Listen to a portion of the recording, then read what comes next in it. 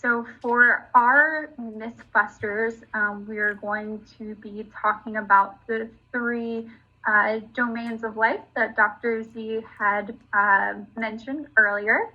And the way that we have the presentation set up is that first we're going to be talking a little bit about either one or two caregiver tips, and then we'll be myth-busting some myths for each age range.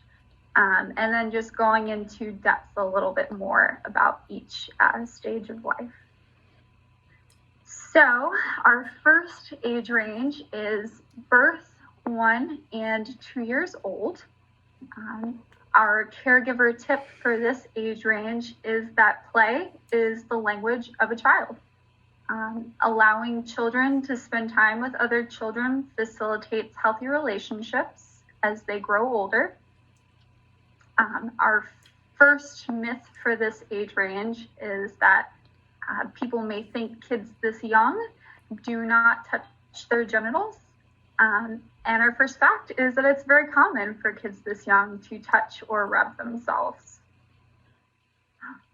Our second myth is that gender stereotypes are not a significant part of this stage of life. And the fact is they very much are. Gender stereotypes are reinforced by caregivers and others close to the child. So one good example of this would be even before a child is born, besides throwing like baby showers, many caregivers and parents throw gender reveal parties. And so that's just, even before a kid's born, the first way that gender stereotypes are reinforced.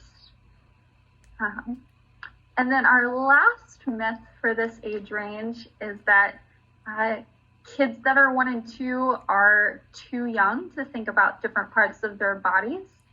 And the fact is that they are actually very curious of their own and of others' genitals. And Sam, you can go to the next slide. Okay. All right, so important sexual health topics for birth 1 and 2 years old. First, it's important to note that kids in this age range will become aware of their bodily functions, like bowel movements, and they also become interested in their own and in others' bodies. Very common behaviors among children as young as 2 years old include touching themselves or masturbating in both public and private settings, trying to see adults naked, and showing their genitals to others. So in this age range, caregivers can start teaching correct names for genitals and for other reproductive organs. This is really important because showing kids that they can talk about genitals and use correct names tells kids that there's no shame in talking about their genitals. Another really important reason for this is if a child has been touched inappropriately, they can effectively communicate to an adult what happened. And then you may see on the screen that there is 2 pictures. And this represents the different ways that you can talk about reproductive organs and correct names for genitals with children. On the left, that's a picture of a really awesome book. And there's many like that out there that are very age appropriate, that you can read with your child and help them understand correct names for different parts of the body. And then also to the right, this can be done during bath time and made into a bath time game. So kids, again, are very curious at this age. They may be asking questions like, what is this and what is that? So just like you would tell a child, oh, that's a dog, or that's a car, you would say, this is your breast, or this is your penis. So also talking about body privacy in this age is crucial. So you would want to tell kids in the 1 to 2 years old age range that masturbation and touching oneself is absolutely okay. But it should be done in the privacy of your own home and not out in public. And then this is just ultimately overall really important because talking to sexual health about kids this early ultimately promotes and fosters a sense of safety, love, and trust. And then I had to put this in here too, because this is the name of our presentation, Sex, a Continuous Conversation. But even though talking about sexual health should start really, really early, it is a continuous conversation. So talking about it with kids, as well as adolescents, as well as adults, and just continuing the conversation throughout every time period of a person's life. Thanks, Sam. All right. So our next age range is 3 and 4 years old. Our caregiver tip for this age is that not talking about sexuality teaches a kid that they shouldn't talk about sexuality. So have a positive attitude when talking to kids and give them age-appropriate facts.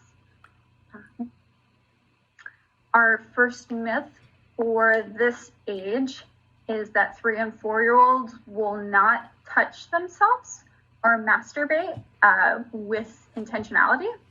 And in fact, it's very common for 3 and 4 year olds to touch themselves or masturbate purposely because it feels good. The next myth is that kids will not explore sexually with others. And still, 3 and 4 year olds are very curious. So fact is, they very well may play games with other children like Doctor or I'll show you mine if you show me yours. And then the last myth for this age is that people may think a 3 and 4 year old feels that the child still needs to be fully dependent on the caregiver. And the fact is that children in this age range are becoming significantly more independent, which is why it's really important at the ages of 3 and 4 to talk about body privacy and different kinds of touches.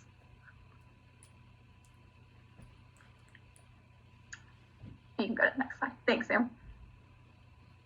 All right, so for this age range, I really want to talk more about the difference between okay touch and not okay touch, which will also include body privacy, which I'll talk about in just a little bit.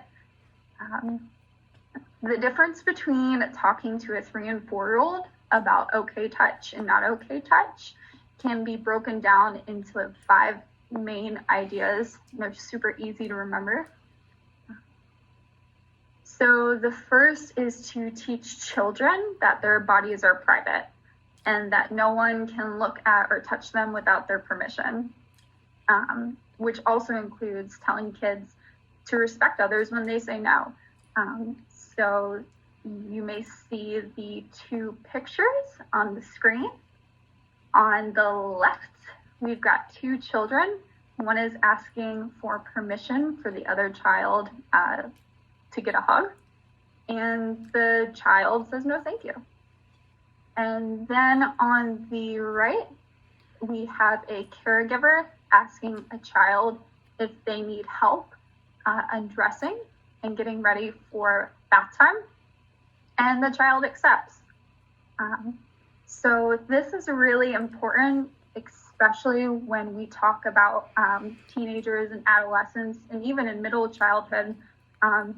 But what you're really communicating to a child at this point is that you're building a foundation for talking about consent at later ages. So the second main idea is to teach kids to recognize how they feel in different situations. So in safe, uncomfortable, and in unsafe situations. In uncomfortable and unsafe situations, you can talk to your child about getting that uh-oh feeling. I'm sure many of us have felt this before, where you get that kind of pit in your stomach and something just doesn't feel right, and telling kids that that shouldn't be ignored, especially when talking about touch, and especially when the touch may feel good, and you're still getting that uh-oh feeling, to not ignore it. So that goes into the third main idea, which is to talk to 3 and 4-year-olds about trusted adults that they have in their lives. There's many awesome worksheets on the internet, and they almost look like a family tree. And it's something you can fill out with your child, and identifying adults that they feel safe talking to. So that may be other family members, or a teacher, or family friends, or a neighbor. And then that child is able to look at that trusted adult tree, and know that, you know, these people are in their safe circle, which goes into the fourth main idea, which is that kids should be told that no kind of touch should ever be kept a secret.